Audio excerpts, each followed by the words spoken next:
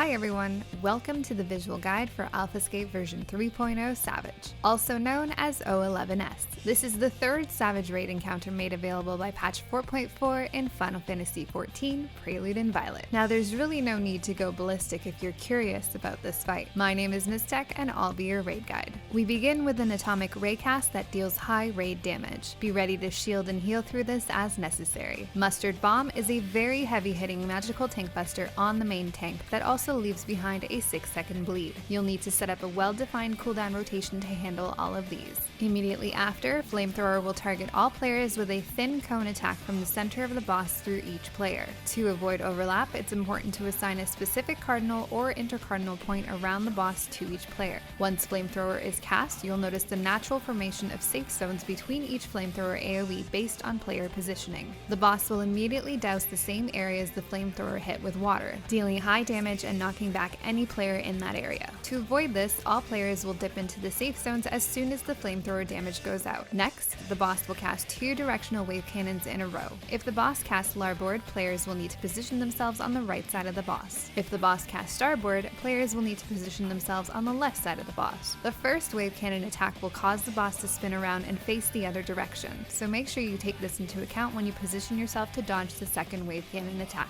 Peripheral attack will summon 6 rocket punch adds on all damage dealers and healers that will mark up the ground under their respective players with a circle AoE before crashing into that area. 3 of these adds will be blue, and 3 will be yellow. If a fist jumps into another fist of the same color, they will explode for massive damage and debuffs, and you will probably wipe. If 2 fists of opposite color jump into each other, they will destroy each other and disappear, leaving behind a live wire buff on the ground that can be picked up for some extra damage. Since the color of each fist spawn is random, we separate these players into 3 pairs and have them spread around the boss. Doing so will either spawn all 3 sets with the correct opposite colors on top of one another from the get-go, making this super easy to deal with, or 1 set with a correct color combination and 2 sets with the same colored fists. To handle this variation, you can assign 1 player from each pair to quickly swap positions with the other pair. You can also assign players to pick up the live wire buff here for a boost on their damage. Next, another tank buster will target the main tank. Be sure to cooldown and heal as necessary. Eventually, Omega will cast Program Loop and fly away. Death zones will form in the center of the platform and along the outer edge. Standing in these areas will instantly kill you. A level checker will spawn in the center of the room that will cast Executable. This first Executable will afflict all players with a 14-second duration Looper debuff. If this debuff is not cleansed, the player will lose control of their character and will die once they run into one of the death zones. At the same time, the level checker will cast Ferrofluid, applying either a positive or negative charge to each player and tethering pairs together. 4 meteor circles will also spawn in one of 2 possible patterns around the room. Standing in a meteor at the time of its explosion will successfully dispel the Looper debuff. With the timing of Ferrofluid, players will need to use the push or pull-in of their charge debuffs to be knocked into or pulled into the appropriate meteor circles. If you miss a meteor circle, it will explode. The raid will take high damage and be debuffed with damage down.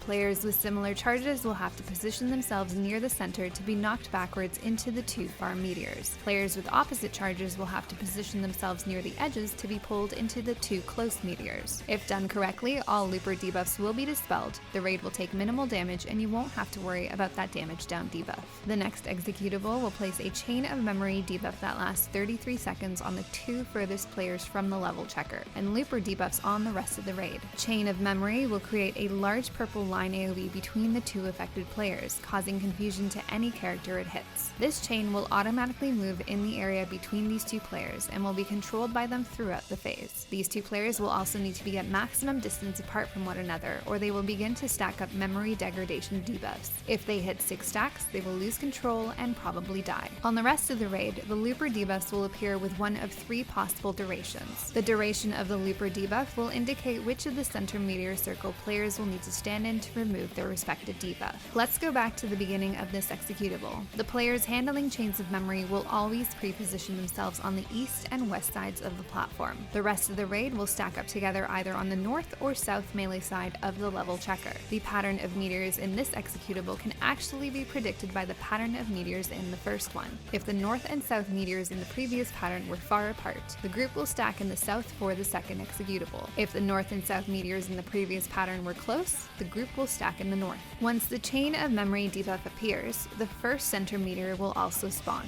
The two players with the shortest looper duration will stand in this first meteor until it explodes. Once it does, the chain of memory players will begin to move clockwise and land in the two outer meteors while the next two middle players stack in the second center meteor. Once that second center meteor explodes, the chain players will again move clockwise to land into the next two outer meteors. The looper debuffs will be about 12, 21, and 29 seconds in duration, forcing players into the first, second, and third center meteors respectively. An easy way to quickly recognize which meteor you need to take in the center based on your looper duration is to only stand in a meteor if your debuff is at around 10 seconds or less. Players in the middle also need to make sure they don't get too close to the chain to avoid getting clipped by it once it starts moving. As soon as the last center meteor explodes, the level checker will cast Reset, and a large point-blank AoE telegraph will appear. Players will have to dodge out of this as necessary while still moving clockwise to avoid getting clipped by the chain as the chain players move into their last outer meteor set. As soon as that last outer meteor set explodes, the boss will cast Reformat, a large donut AoE attack. All players must move into melee range at this time to avoid this. At this time, the level checker will begin to cast Force Quit, and you must destroy him before the cast goes off, or you will wipe. Once the level checker is down, Omega will reappear on the north edge and begin to cast Delta Attack. You'll need shields, heals, and a tank limit break 3 to survive this attack. At this point, Omega will return to the platform. All players will be marked for ballistic missiles with these large circle AoE markers. At the same time, he will cast Flamethrower. To handle this combo, players will spread to their assigned positions to dodge the flamethrower as usual. They'll dip into the safe zones created to avoid the second flamethrower water blast, while also ensuring that their ballistic missiles AoEs are kept out of the boss's hitbox. As soon as the flamethrower resolves, the missiles will hit each player, leaving behind a large fire puddle. Standing in this puddle will afflict you with a fire debuff that will kill you, so move out of it as quickly as possible. Immediately after, players will run into the boss's hitbox and position themselves for the appropriate wave cannon attack. There are 2 wave cannon attacks again, so make sure you're on the correct side to dodge those attacks. Next up, a mustard bomb will target the main tank, and you'll need to cooldown and heal through this as necessary. A healer will also become tethered to the boss, targeting them for blaster. The off tank will need to intercept this tether and run it far away from the group. If the off tank is not at full HP at the time of the blaster hit, they'll get a doom debuff, so make sure they're topped off at this time. The blaster will deal damage and place an HP penalty debuff on the affected tank. Next up, atomic ray will cast, and the HP penalty tank will need an extra shield to survive the damage. At this point, peripheral synthesis will spawn 4 massive fists that tether onto a tank, 2 damage dealers, and a healer. These fists will stun their tethered players and rush out across the platform at the same latitude or longitude as them, dealing damage and afflicting them with blunt resist down debuffs. These tethered players will need to move their fists to the outer sections of the platform to create a safe zone in the center of the platform for the rest of the raid. We use waymarks here to help us with the positioning and ensure that there's no deadly overlap. Immediately after, Electric Slide will mark up a player with this stack up marker. The group will stack up on the boss to share that damage. There will be another round of massive tethered fists here, affecting the players that didn't get it the first time. A tank swap will be necessary here to keep the boss in the safety of the center and allow the free players to maintain uptime. Each tethered player will again move their fists to the appropriate corners while the rest of the raid huddles in the very center. Immediately after, the boss will cast another 2 directional wave cannons, and players will need to correctly position for each one. If you're coming in from a fist, saving sprint for this time can help you position appropriately in time. Next, the boss will cast Update Program. This will power up his basic attacks, adding some extra DLC to deal with. The next flamethrower will add a 10-second damage over time burns debuff, and healers can expect a bit more damage during this time. Immediately after, the boss will cast a directional wave cannon surge. Players will dodge the first part of the attack in the same manner, but then must immediately run to the other side of the boss to dodge the second part. This second part of the attack has no cast bar anymore, so players need to get into the habit of moving to the opposite side as soon as the animation for the first attack goes off. Next, the raid will deal with Panto Crater. This will throw out 4 sets of small circle AoEs under random players, while also periodically dealing mild AoE damage. To handle this, players will stack up on one side of the boss as the cast begins. Then, as the first AoE circles spawn, they will move around the boss in a controlled manner, baiting the AoE circles. After the 4th set spawns, the boss will mark up a player with this lineup marker. The group will need to line up to share that damage. Immediately after, the boss will target the 4 closest players with Wave Cannon Curios that will deal high damage in a line from the boss through them. This attack will also place a magic vulnerability up debuff on any player's hit. You can expect 2 rounds of Wave Cannon Curios, and the goal here is to bait these blasts in a controlled manner to avoid overlap. At the same time as the Wave Cannon Curios goes off, players will need to watch out for another set of small AoE circle attacks. Obviously, this is a crazy amount of stuff happening at the same time, so let's break this part down slowly. After stacking 4 and sharing the damage of the lineup marker blasts, all players must quickly return to their assigned positions around the boss. We split the group up into 2 here to bait the Curious attack. The first group will stand in the boss's hitbox until the markers appear over their heads, while the second group stands at max melee or ranged. Players will dodge the AoE circles as necessary, while still maintaining their assigned positions around the boss. The first group of players targeted for Curious will move out to max melee range as the blast is going off, while the second group moves in to ensure that they are the next set of players to be marked up for the attack. Dodge any circle AoEs, and the second Curious blast will go off without overlap as long as everyone is maintaining their assigned positions around the boss. Immediately after, a long needle Curious will target the center of the room with a proximity-based damage marker. The group will run to a corner to reduce damage. During this time, another blaster tether will appear that needs to be intercepted by the off-tank and dragged away from the group.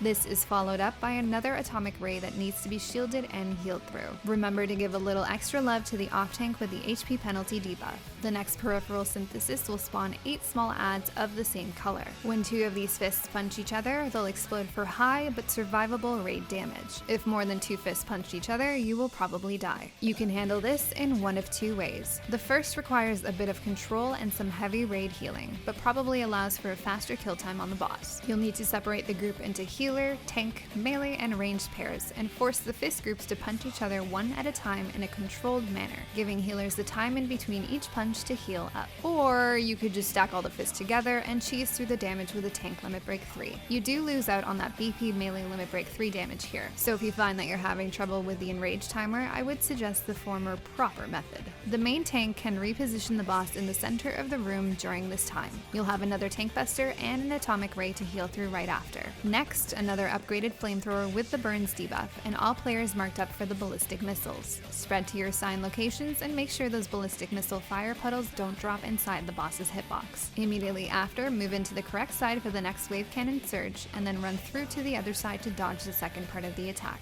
This leads us to the next Pantocrator attack combo. The group will again stack up on one side of the boss to bait the first set of AoE circles. In this second Pantocrator, along with everything you saw in the first Pantocrator, players will have to deal with 2 additional attacks. The first is a round of flamethrowers that will rotate in a sequence around the boss. The second is a guided missile Curious that will target the furthest player away with 6 large AoE blasts. Again, this is a ton of stuff to deal with at once, so let's break it down. The group stacks to bait the first set of AoE circles and moves around the boss in the same manner as before. In our group, we have the Paladin run to the corner and completely negate the guided missile attacks with hollowed ground. Alternatively, you can send a ranged player to bait these attacks and run around the edge of the platform, dodging each AoE as necessary. As the players are moving around the boss dodging the small circles, they'll need to keep an eye out on the flamethrower AoEs. If the AoEs start moving in the same direction as you are, it's simply a matter of dodging. If the AoEs are moving in the opposite direction, coming straight for you, the group may have to double back after the 4th or 5th set of circle AoEs to not get caught inside the flamethrowers.